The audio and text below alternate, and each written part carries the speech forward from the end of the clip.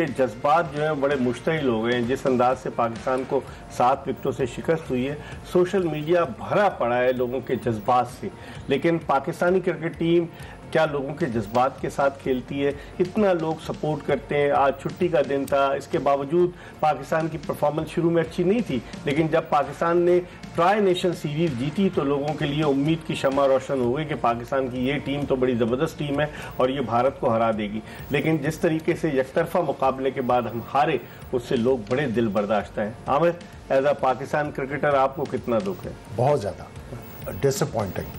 और हम उम्मीद कर रहे थे कि जिस तरह इन लड़कों को कंसिस्टेंटली चांस मिले, आप देखें कि यही टीम काफ़ी अरसे से खेलती है, सो आप उम्मीद कर रहे थे कि ये थोड़ा सा दिलेरी दिखाएंगे और क्रिकेटिंग सेंस जो है वो देखने को मिलेगी कि मुकाबला किस तरह किया जाता है मुश्किल हालात में।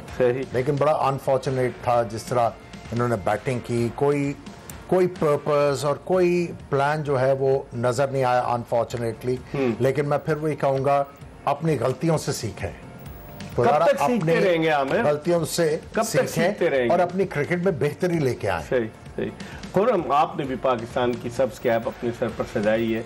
जिस तरह परफॉर्मेंस रही, अगर मैं आपको बताऊं, गुज़िश्ता 10 मैचेस की साइम अयूब के 241 रन, साहबजादा फरहान के 223, फिर उसके बाद आ जाए हारिस के 114 जिसमें उसने 60 वो किए। उसके बाद सलमान अली आगा जो कप्तान है पाकिस्तान के, माइक ब्रैडले, उनके 10 मैचों में 173 रन, फिर हसन नवाज के 10 मैचों में 186 रन। तो कारकर्दगी में तसलसल तो नजर नहीं आ रहा। अगर ये टॉप ऑर्डर बैट्समैन इस तरह की परफॉर्मेंस देंगे तो आप समझते हैं 16-17 का एवरेज, 22 का एवरेज, फिर पाकिस्तानी टीम तरक्की की राह की तरफ गामजन हो सकेगी। इसे हम इस चीज़ को ना बोलते हुए भी अजीब सा लग रहा है। अगर आप ये जो आपने स्टैट्स बताए ना, अगर आप इनकी थोड़ा सा डीप में जाएंगे ना, तो कहीं भी ये कंसिस्टेंट नहीं होंगे। अगर 30 भी कर रहे हैं ना, वो कंसिस्टेंट नहीं है। एक इनिंग की 4 इनिंग फ्लॉप, और वो भी इंडिविजुअली हुआ। अगर आप उठा के देखें इनके जितने प्लेयर्स हैं ना, मेरे ख्याल से 2 इसमें थे या 3, 2 होंगे, 2 या 3 मैन ऑफ द मैच होंगे।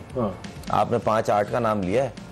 अगर आप इतने कंसिस्टेंट, इतने अच्छे प्लेयर होते, मादरत के साथ अच्छा नहीं लग रहा ये बोलते हुए लफ्ज़, मगर ये चीज इनके स्टैट्स की वजह से बोलना पड़ ली, तो आप हर तीसरे मैच के मैन ऑफ द मैच होते। इनको कितने मौके देते रहेंगे आखिर? ये तो उनको सोचना चाहिए ना, जो ये बोल रहे हैं हम पाकिस्तान को राइट ट्रैक पर रख रहे हैं, हम चेंज ला रहे हैं। कौन सा चेंज ला रहे हैं भाई? अब ये T20। अच्छा, एक थोड़ी टेक्निकल चीज मैं शेयर करना चाह रहा हूँ। आमिर भाई, आप भी प्लीज ऐड करिएगा इस बात में कोई, कि क्या पिच देख के टीम की सिलेक्शन नहीं हो सकती?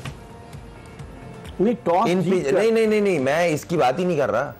मैं बात कर रहा हूं जो यहां से 15 का स्क्वाड गया है, यहां पे बॉल की लाइन में आके थ्रू द लाइन आप शॉट नहीं खेल सकते, स्लो पिच है। तो ऐसे बैट्समैन, अभी बाबर रिजवान इस कंडीशन, इसलिए नहीं बोल रहे कि आज हार गए तो जी उनको ले आओ, नहीं, उनकी बैटिंग इस कंडीशन में सूट करती थी पाकिस्तान को, और वहां रिक्वायरमेंट है इस तरह के प्लेयर की जो इनिंग को लंबा करे, ग्राफ्टिंग करे या एंकर रोल अदा करे, जैसे सूर्य कुमार यादव ने किया। अभी आपने एक मिशन बनाया हुआ है, क्यों जी स्ट्राइक रेट को मुद्दा ला के बाबर को बाहर, रिजवान को बाहर, अभी ये कंडीशन के अंदर वो सबसे अच्छे प्लेयर थे। इन जिनको मौका मिला इनको चाहिए ना उस अपॉर्चुनिटी को ग्रैब करें। बात सारी ये है ना कि जब आप बोल के ये भेज रहे हो कि आपने ये करना है, तो कहां से प्लेयर अपना दिमाग चलाएगा? मैं नहीं करूंगा, इनकी बात नहीं फॉलो करूंगा, यहां से बाहर हो जाऊंगा। मैं बता तो रहा हूं ना, बोला जा रहा है कि आपने सर्किल में इस तरह खेलना है। अब भाई सर्किल में 3 आउट हो गए, अब वो जो नीचे वाला आ रहा है ना, वो अजीब ही शैल में घुसा हुआ है जी, हम आउट ना हो जाए, 7-8 आउट ना हो जाए। अगर मैं गलत कह रहा हूं तो बोले। पिच को देखा जाता है, यूएई में आपका टूर्नामेंट है, इतना बड़ा इवेंट है, आप लास्ट टाइम 2012 में जीते, आप उसके हिसाब से टीम बना ले कि स्लो पिचेस पे पूरे बैट्समैन, पूरी बैटिंग करने वाला बैट्समैन रिक्वायर्ड है। एटलीस्ट एक प्लेयर तो रख लेते इस तरह का। और जो सलमान है वो नीचे खुद आ रहा है, अब किस तरह ऊपर आएगा? मुझे बॉलिंग भी नहीं कर रहा, मजे की बात है, वो ऑलराउंडर है। नहीं, तो ऑलराउंडर है, मैं मान रहा हूँ, मगर फिलहाल नहीं बन रही ना जगह। आप मुझे बताए ना, जो बेंच भी लेके गए, आप मुझे बता दें कौन सा ऐसा प्लेयर है किसी को रिप्लेस करके खिला देंगे, एक का नाम बता दें आप। तो जानबूझकर ऐसी टीम बना के लेके नहीं, आप चेंज ला रहे, कौन सा चेंज ला रहे हैं आप? आप मुझे बता देना हम कौन सा चेंज ला रहे हैं। एक दफा ये बात सुन थक गए, चेंज ला रहे हैं हम, जनरेशन चेंज कर रहे हैं, हम ये कर रहे हैं। एक चीज आ गई है, 30 से ऊपर वाला खत्म, कवर में लेट जाए, सही है, हमें पसंद है ये खेलेगा, वरना ये भी जाए। ये क्या तरीका है? आमिर देखें, अगर एक बिल्डिंग है ना, या लेडर है, सीढ़ियां हैं, और उसमें 12 जीने, आप जंप मार के 12वें पे नहीं जा सकते। आहिस्ता आहिस्ता जाएंगे, आपने एक-एक पहले करके, चले 2 फलांग लेंगे आप, आपको आहिस्ता आहिस्ता ऊपर की तरफ आना है। जब तक आपकी बेस स्ट्रांग नहीं होगी, आपके आगे बढ़ने के चांसेस नहीं है। तो कौन करेगा बेस स्ट्रांग? मैं उधर ही आ रहा हूं। आपको सबसे पहले अपने बेसिक्स की तरफ दोबारा से जाना है। आप इतनी देर से क्रिकेट कवर कर रहे हैं, आपने पिछले 10-15 साल में कभी सुना है किसी प्लेयर की टेक्निक डिस्कस हो रही हो?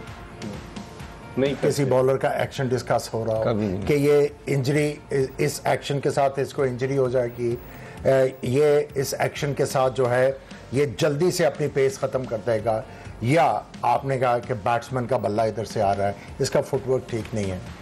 जब आपका एम्फेसिस ही टेक्निक के ऊपर नहीं है, वरस दुनिया के कहीं पे भी चले जाएं जिनकी क्रिकेट आगे चल रही है, इवन अफगानिस्तान, ठीक है, उनकी टीम सिलेक्शन इस तरह की है कि उन्होंने हिटर्स T20 में रखे हुए, लेकिन जो सदीकुल्लाह और जादरान आपको नजर आ रहे हैं जिस तरह वो बैटिंग करते हैं, बिल्कुल प्योरिस्ट की तरह बैटिंग करते हैं।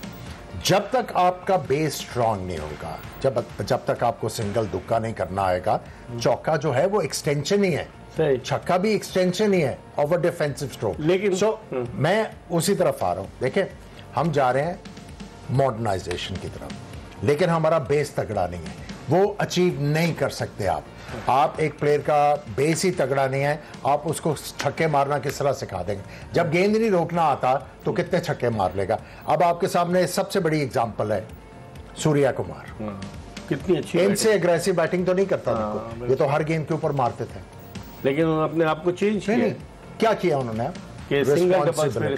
देखिए, जब तक एक प्लेयर की रिलायबिलिटी नहीं है, ठीक है, आपको ये नहीं पता कि ये 10 मैचों में से आपको 4 में कुछ ना कुछ नहीं करके देगा, फायदा कोई नहीं। लेकिन वो जो मेंटोर रखे थे, 50-50 लाख रुपए महीना मिल रहा था, और वो क्या कर रहे थे? उन्होंने कोई टेक्निकल ये देखें, ये चेयरमैन पाकिस्तान क्रिकेट बोर्ड को बिल्कुल, आप जो पोस्टमार्टम की बात कर रहे थे ना, पोस्टमार्टम यहां पे होना चाहिए कि यार प्लेयर्स तो जो हैं वो हैं हमारे पास इतने टैलेंट।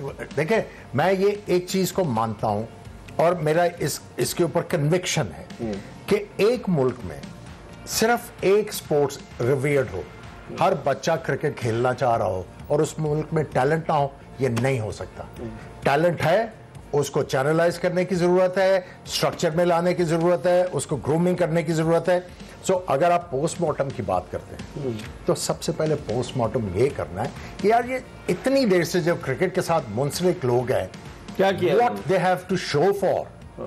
नहीं, इसको चैनलाइज कौन करेगा? जिम्मेदारी किसकी है? नहीं, मैं इसलिए कह रहा हूं कि पाकिस्तान क्रिकेट बोर्ड के चेयरमैन को देखना है कि भाई मैं कितने अरसे से हैं वो यहाँ पे, 2 साल हो गए उनको 6 फरवरी 2024 को 24 कितना अरसा हो गया उनको? 1.5 साल से ज्यादा, 1 साल। उनको ये देखना है कि भाई जो मुझे एडवाइस मिल रही थी, क्या उसमें मैच्योरिटी आ रही है, उसमें कोई डिलीवरेंस आ रही है? अगर नहीं आ रही तो लुक समवेयर एल्स। ठीक है, इस पर हम मजीद बात करेंगे। 9 जून 2024 कौन भूल सकता है? न्यूयॉर्क का ग्राउंड, नसाओ क्रिकेट स्टेडियम जो अब डिमोलिश हो चुका है, टेम्परेरीली वहाँ पर लगाई गई थी सीटें, और वहाँ भारत ने पाकिस्तान को जिस तरह से हराया था, जसप्रीत बुमराह ने जो विकेट ली थी, आज शायकीन क्रिकेट के दिल उसी तरीके से टूट गए हैं जिस तरह से हम न्यूयॉर्क में हारे थे। आज पाकिस्तान 7 विकेटों से हारा। इस पर हम मज़ीद बात करेंगे। ब्रेक के बाद जब वापस आएंगे तो खुर्रम मंजूर से पूछेंगे कि किस तरीके से पाकिस्तान क्रिकेट को, क्योंकि ये डोमेस्टिक क्रिकेट खेलते हैं, इनको पता है, इन्होंने प्लेयर्स देखे हुए हैं, तो क्या हकदार को उसका हक मिल रहा है, या फिर ये कि ऊपर वाले लोग जो कि पाकिस्तान क्रिकेट के साथ वाबस्ता रहें, वो 50-50 लाख रुपए महीना लेकर पाकिस्तान क्रिकेट की तबाही का यूं ही नज़ारा करते रहेंगे?